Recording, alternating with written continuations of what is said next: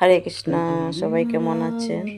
অনেকদিন পর আবার একটা মিনি ব্লগ নিয়ে আসলাম, ভিডিওটা পুরো দেখবেন। সবাই কেমন আছেন?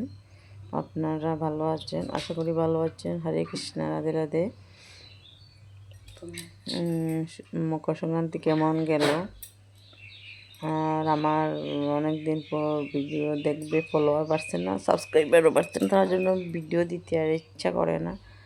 প্লিজ সবাই আমার ভিডিওটা শেয়ার করবে, লাইক কমেন্ট করবে। আর যারা যারা নতুন আমার দেখবে, প্লিজ আমার চ্যানেলটা সাবস্ক্রাইব করবেন, লাইক কমেন্ট শেয়ার করবেন। আপনাদেরকে অনেক অনেক ধন্যবাদ।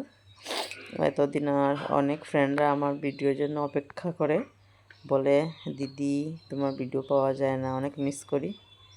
তার জন্য একটা মিনি ব্লগ নিয়ে আসলাম। আর কার কার ভালো লাগে সুজি দিয়ে পিঠা বানানো বলবে। সুজির পিঠা খেতে কার কার ভালো লাগে লাইক কমেন্ট করবে।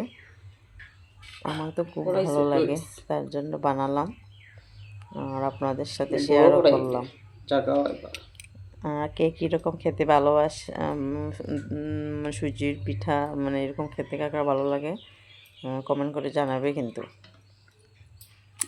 আমার তো এইরকমই ভালো লাগে। আর সুজি দিয়ে তো অনেক রকমের পিঠা বানানো যায়।